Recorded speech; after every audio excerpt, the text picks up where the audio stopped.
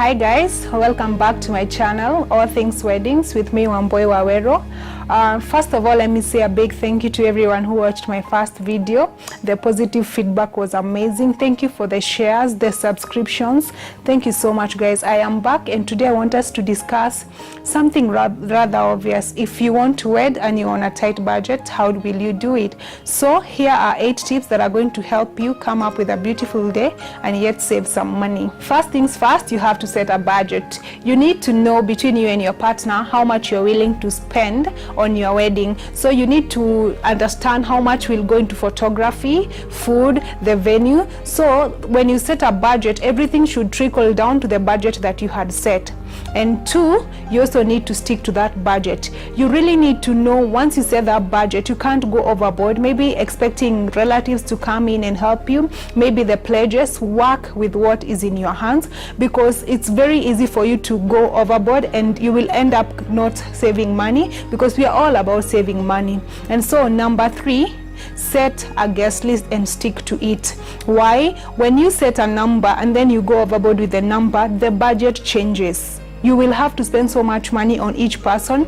Remember, if you're the one paying for your wedding, you will end up paying for their food, their drinks, where they'll be sitting. The venue will also be affected by the number of the guest list that you're going to invite. So if you want to still stick to your budget, you have to also know the kind of guest list you're going to have and if it also works with the budget you have set. And number 4, you will have to learn how to compromise. If you're wedding on a budget, there are some things you'll have to let go.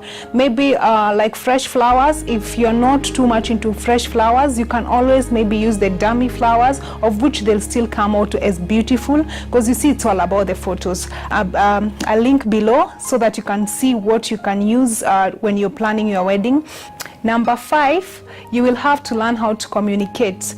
If you're using a planner, you can print out a few photos and show them what is in your head or the ideas you have, so that at least you're on the same page. She will know what you're looking at and the results you're looking for. So once you print out some few ideas or send her some links of what you're looking at, she will be able to know what you want. Number 6, do not sweat the small stuff. You will learn this on your wedding day. Not everything you have planned for will work out perfectly.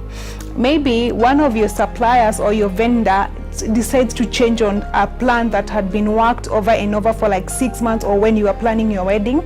So when you're walking down the aisle, you realize something is amiss. You will have to just walk down the aisle smiling and just ignore it, because at the end of it all the cameras are on you, especially the bride. So you don't want to spoil the moment. And number 7, please don't be a bridezilla. Sometimes us as brides, because I've been there, we have these ideas in our heads. You need to also learn how to work around things. If you're using your planner, she's suggesting something you've not done before. Maybe she's worked with that venue very many times before, so it's good to also listen out to ideas, because she's worked there, she's seen it work or fail. So it's also good to be open to ideas. Thank you guys for watching. We have come to the end of this video. If you have any questions, comments, suggestions, kindly write them in the comment section below.